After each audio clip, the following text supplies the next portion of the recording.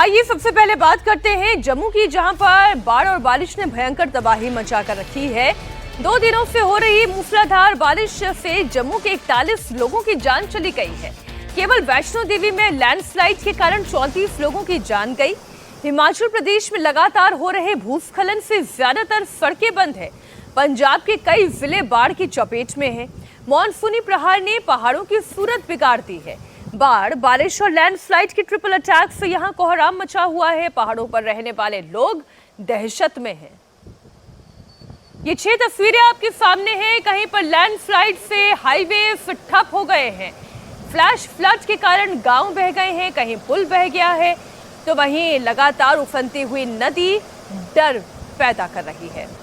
अब देखिए इस तबाही के बाद कैसे रेस्क्यू ऑपरेशन चलाया जा रहा है और बाढ़ बारिश के बीच में फंसे हुए लोगों को कैसे हेलीकॉप्टर के जरिए सेना के जवान रेस्क्यू कर रहे हैं। वो तस्वीरों को देखिए, रस्सी नीचे डालकर लोगों को इससे लिफ्ट किया जा रहा है, एयरलिफ्ट किया जा रहा है, ताकि इन लोगों को सुरक्षित जगहों पर पहुंचाया जा सके।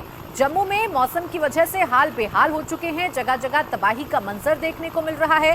कहीं फ्लैश फ्लड ने तबाही मचाई है, तो कहीं बाढ़ का पानी लोगों के घरों में घुस चुका है। एनडीआरएफ और एसडीआरएफ की टीम कैसे हेलीकॉप्टर के जरिए अब लोगों का रेस्क्यू कर रही है, वो तस्वीरों को देखकर अंदाजा लगाया जा सकता है। मुश्किल हालात हैं और ऐसे मुश्किल हालात में कहीं पर भी कोई भी जिंदगी अगर फंसी हुई है तो उसे इस तरीके से एयरलिफ्ट किया जा रहा है। लाइफ जैकेट पहनाकर रस्सी के माध्यम से हेलीकॉप्टर के अंदर खींचने की तस्वीरें आप देख रहे हैं। जम्मू में इस वक्त हालात बद से बदतर बने हुए हैं। बारिश ने 115 साल पुराना रिकॉर्ड तोड़ दिया है। 2 दिनों में 41 लोगों की जान चली गई है। जम्मू कटरा आने जाने वाली 58 ट्रेनों को रद्द कर दिया है। झेलम का जो वाटर लेवल है वो खतरे के निशान के ऊपर बहने लगा है। एनडीआरएफ की 18 टीमों को तैनात किया गया है, ताकि ऐसी कहीं पर भी कोई भी जिंदगी फंसी हुई है तो उसे फौरन मदद मुहैया करवाई जा सके, उसे फौरन सुरक्षित स्थानों पर पहुंचाया जा सके। तस्वीर जम्मू से, जहां पानी के बीचों बीच कुछ लोग आपको फंसे हुए नजर आ रहे होंगे। हेलीकॉप्टर ऊपर स्टेबल किया गया है और यही जो हेलीकॉप्टर है वो रस्सी के माध्यम से नीचे फंसे हुए लोगों को ऊपर की तरफ खींच रहा है, उन्हें एयरलिफ्ट कर रहा है। और जगह जगह से ऐसी ही तस्वीरें सामने आ रही हैं। गली मोहल्ले, दुकानें, बाजार, हर जगह सिर्फ और सिर्फ पानी पानी नजर आ रहा है। हिमाचल की कई छोटी बड़ी सड़कें, हाईवे सब बंद हैं। चंडीगढ़ मनाली हाईवे कई जगहों पर टूट गया है, कहीं पर मलबा आ गया है। इस मलबे ने सड़क को बहुत नुकसान पहुंचाया है। अब हाईवे को ठीक करने का काम तेजी से किया जा रहा है।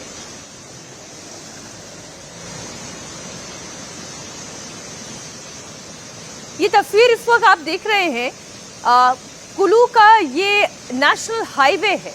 आप देखें बगल से बहती हुई नदी की तेज धार है, तो यहीं से जो सड़क गुजर रही है, पहाड़ों से आया हुआ मलबा सड़क को कितना नुकसान पहुंचा चुका है।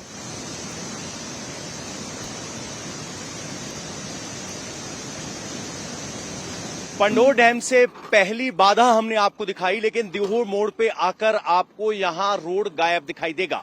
जहां मेरा कैमरा है वहां पर इस रोड की सरहद है, लेकिन ये पूरा पुश्ता पहले 20 जून की बाढ़ में बहा था, लेकिन अब ये वाला हिस्सा अगर आप देखेंगे तो ये भी अब बह गया है और पानी आने की वजह से ये पूरा रास्ता कट गया है और ये पूरा पुश्ता बहकर नीचे आप देखेंगे तो नदी में समाता हुआ आपको नजर आ रहा है। अगर मेरे पीछे आप देखेंगे तो ये और ज्यादा स्केल है, मानो पूरी सड़क कई 100 मीटर खिसक गई हो। आगे आप देखेंगे वहां बिल्कुल रास्ता गायब है, वो पुश्ता दोबारा बनाना पड़ेगा, तब जाकर ये रोड चालू हो पाएगा। यानी अब की बार जो फ्लैश फ्लड या कहें कि नदी के उफान की वजह से और ऊपर से जो पानी आया उसकी वजह से ये जो परेशानी हुई, उसमें डैमेज इतनी ज्यादा एक्सटेंसिव हुई है कि ऊपर से पानी आया और पानी की गति इतनी ज्यादा थी कि रोड और पुश्ता सबको बहा ले गया। जहां हम खड़े हैं या कहूं कि जहां मेरा कैमरामैन खड़ा है उसके नीचे लगभग 60 फीट तक 15 से 20 फीट चौड़ा पुश्ता दिया गया है। आप अंदाजा लगाइए, मेरे हाथ फैलाने के 4 गुना बड़ा पुश्ता। इतना बड़ा पुश्ता अगर बह गया तो पानी की गति और पानी की मात्रा का अंदाजा लगाइए।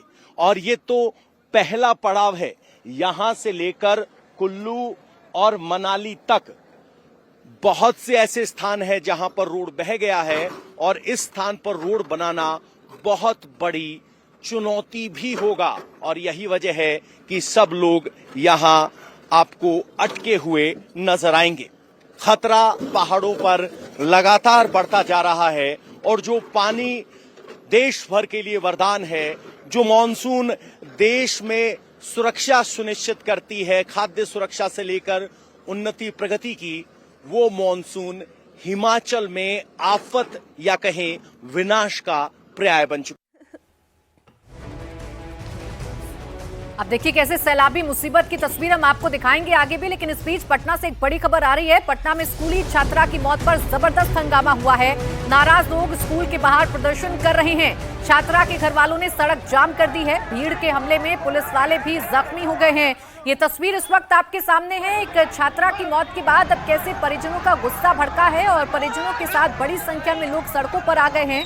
स्कूल के सामने धरना दिया जा रहा है और इस दौरान संघर्ष की स्थिति पुलिस और भीड़ के बीच में देखने को मिली, जिसमें पुलिस वाले भी जख्मी हुए हैं, ऐसी जानकारी मिल रही है। पुलिस भी सड़क पर मौजूद है, लोगों को हटाने की कोशिश की जा रही है, लेकिन लोगों का गुस्सा है। लोग छात्रा की मौत के बाद सड़कों पर उतरे हैं। बड़े बड़े और गंभीर आरोप पीड़ित परिजनों की तरफ से लगाए जा रहे हैं। टीचर पर कई आरोप जो हैं वो परिजनों की तरफ से लगाए जा रहे हैं। आप देखिए कैसे पुलिस वालों के चोटें आई हैं, पुलिस के सर पर चोट आई है पुलिसकर्मी के। ये दरअसल एक छात्रा की मौत के बाद हंगामा बरपा। 5वीं की छात्रा है जिसकी मौत पर अब संग्राम इस वक्त छिड़ा हुआ है। सड़कों पर लोग उतर आए हैं और स्कूल के बाहर इकट्ठा होकर परिजन बड़ी संख्या में इकट्ठा हो गए हैं और जमकर हंगामा कर रहे हैं, नारेबाजी कर रहे हैं। पुलिस ने जब समझाने की कोशिश की है तो क्या हालात बने, वो भी तस्वीरों को देखकर अंदाजा लगाया जा सकता है। पुलिसकर्मी भी इस दौरान जख्मी हुए हैं। ये पुलिस वाले आपको सर पर हाथ रखे जाते हुए नजर आ रहे होंगे, यानी इनके सर में चोट आई है। पुलिस लगातार समझाने की कोशिश कर रही है, हालात पर नियंत्रण पाने की कोशिश कर रही है, लेकिन फिलहाल परिजन जो हैं वो गुस्से में हैं और कुछ भी सुनने को तैयार नहीं है। हम डिसाइड नहीं कर रहे, मैडम कैसे डिसाइड करेंगे? आप क्यों डिसाइड करिए? तस्वीरें एक बार आपको पूरी दिखा देते हैं, हंगामा दिखा देते हैं और इसके पीछे का कारण भी दिखा देते हैं। दरअसल स्कूल के बाथरूम में एक छात्रा जल गई। सवाल तो वाजिब है कि स्कूल के बाथरूम में छात्रा कैसे जल सकती है। माँ इल्जाम लगा रही है और स्कूल के टीचर्स पर ये इल्जाम है। माँ का कहना है कि टीचर्स की लापरवाही है और टीचर्स के कारण उनकी बच्ची की जान गई।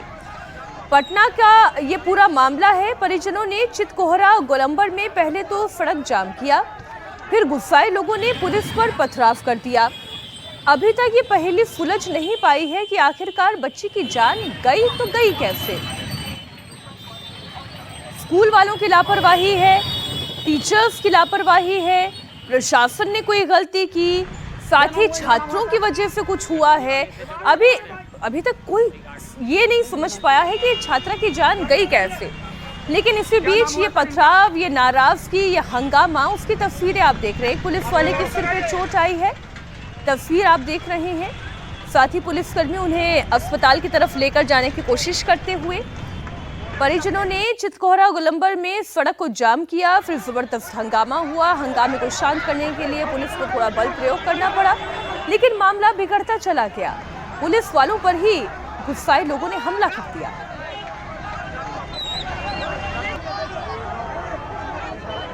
देखिए छात्रा की मौत कैसे हुई, छात्रा की जान कैसे गई, वो बाथरूम में थी तो वो कैसे जली, ये तमाम सवाल हैं जिनके जवाब पुलिस को तलाशने हैं। और इन्हीं सवालों को लेकर परिजनों का गुस्सा अब लगातार बढ़ रहा है और इसी गुस्से को जाहिर करने के लिए आज परिजन स्कूल के सामने इकट्ठा हुए। वहां जबरदस्त नारेबाजी की गई, जबरदस्त हंगामा किया गया, क्योंकि बच्ची की जो मां है वो कई गंभीर आरोप टीचर पर लगा रही है, स्कूल प्रशासन पर लगा रही है। उनके मुताबिक स्कूल प्रशासन की लापरवाही की वजह से उनकी बच्ची की जान चली गई है। अब 5वीं कक्षा की छोटी सी बच्ची है जो बाथरूम में जली हुई अवस्था में मिली, जिसकी मौत हो गई। इसके बाद परिजनों का गुस्सा भड़कना लाजमी है। क्या टीचर्स की लापरवाही की वजह से बच्ची की जान चली गई? स्कूल प्रशासन ने क्या अपनी जिम्मेदारी वक्त रहते नहीं निभाई जिसकी वजह से बच्ची की जान चली गई?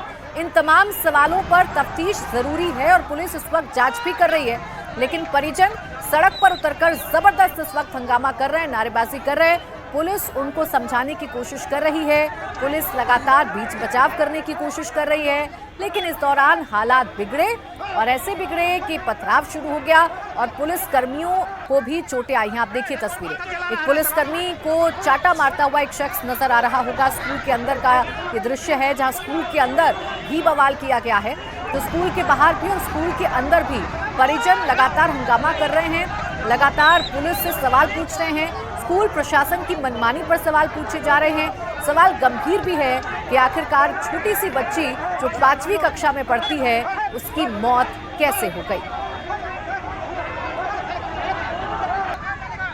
ये 3 तस्वीरें आप देख रहे हैं। पहली तस्वीर सड़क की है जहां पर एक महिला और एक पुलिस वाला आपस में बहस करते हुए दिखाई दे रहे हैं और पीछे हजारों की भीड़ भी दिखाई दे रही है। ये देखें इस तस्वीर को।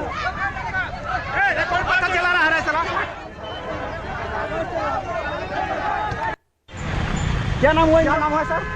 गर्दनी वागे से छोटे भीड़ के हमले में पुलिस वालों के घायल होने की तस्वीरें भी आ चुकी हैं, खबर भी आ रही है। पत्थरबाजी हुई है, पत्थरबाजी करने वाले लोग कौन हैं? क्या ये केवल गुस्साई भीड़ ही है या इसके बीच में कोई असामाजिक तत्व भी है?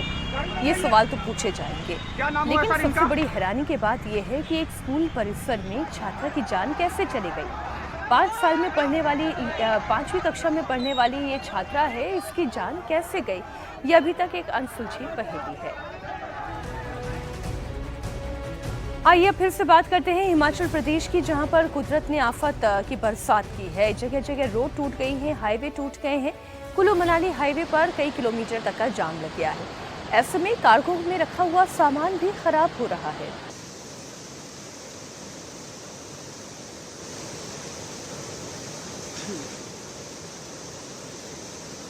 दरअसल ये जो हाईवेज है एक राज्य से दूसरे राज्यों को जोड़ने वाले, इसमें कार्गो के लिए, ट्रांसपोर्टेशन के लिए बहुत सारे ट्रक्स का मूवमेंट होता है।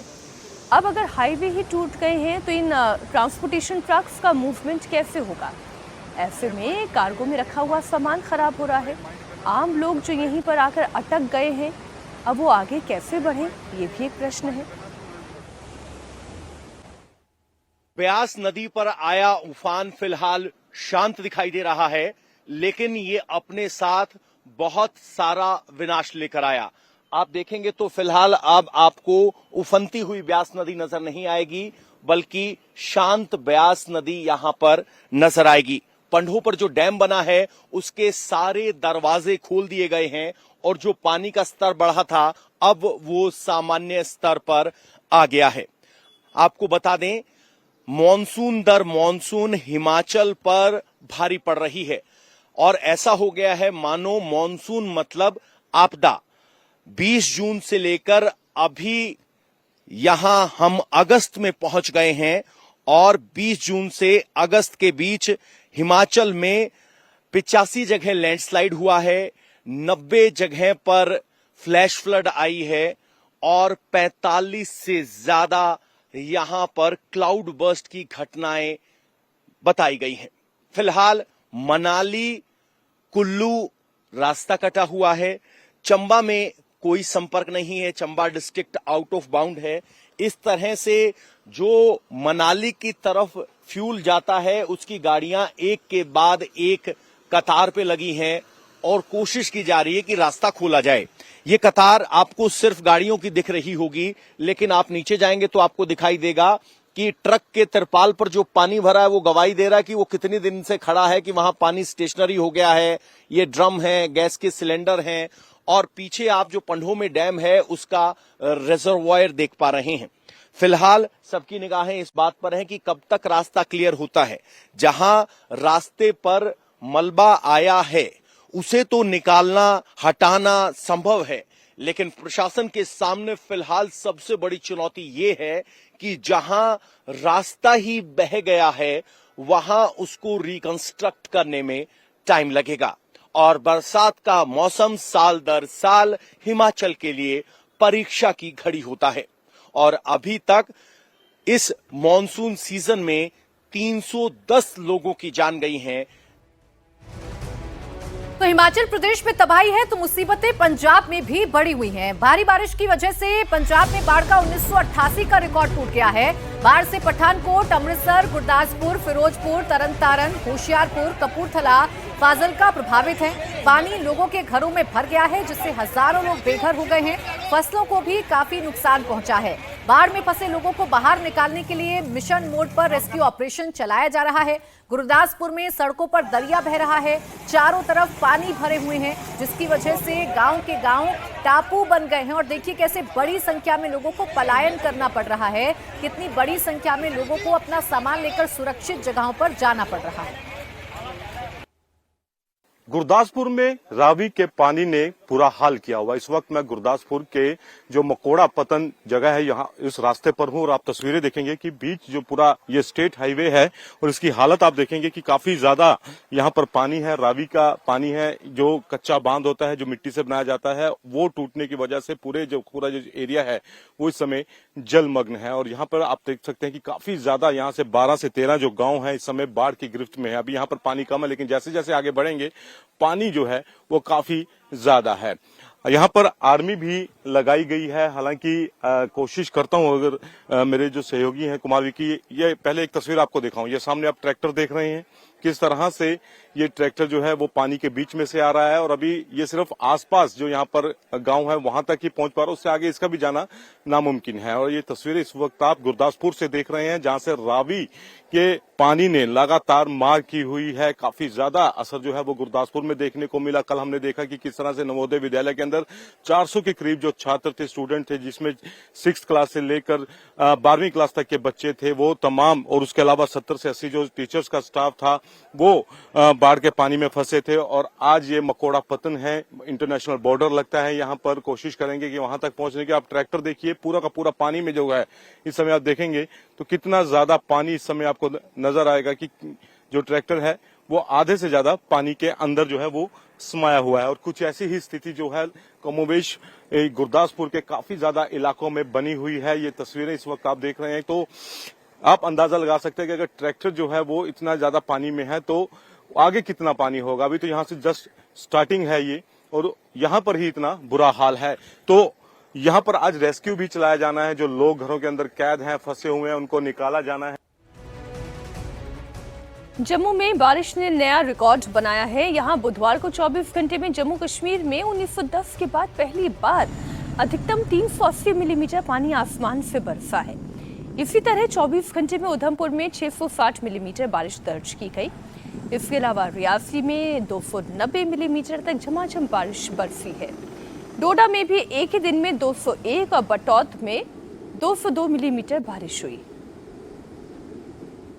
हम इस वक्त जम्मू के 4th ब्रिज बेली चिरांगा के गांव में मौजूद है। ये गांव तवी नदी के किनारे पे बसा हुआ है और यहाँ जहाँ तक आपकी नज़र जाएगी आपको सिर्फ बाढ़ और बर्बादी की ऐसी तस्वीरें नज़र आएंगी जिन्हें शब्दों में बयान करना बेहद मुश्किल होगा। शायद आप यकीन नहीं करेंगे, मैं एक घर के टर्स के ऊपर खड़ा हूँ जो पूरी तरह से ज़मीन दोष हो चुका है। ये तस्वीर आप देख सकते हैं कि किस तरह से यहाँ ऊंची ऊंची जो इमारतें थे, जो खूबसूरत आशियाने थे, वो मलबे के ढेर में पूरी तरह से तब्दील हो चुके हैं और घर के लोग अपने आशियानों को यहाँ पर देख रहे हैं, बचा हुआ सामान को समेटने की तलाश कर रहे हैं। छोटे बच्चे हैं, आप देख सकते हैं कि किस तरह से वो यहाँ पर बचे हुए सामान को तलाश कर रहे हैं कि शायद कोई चीज़ जो है यहाँ पर बची हुई दिखाई दे।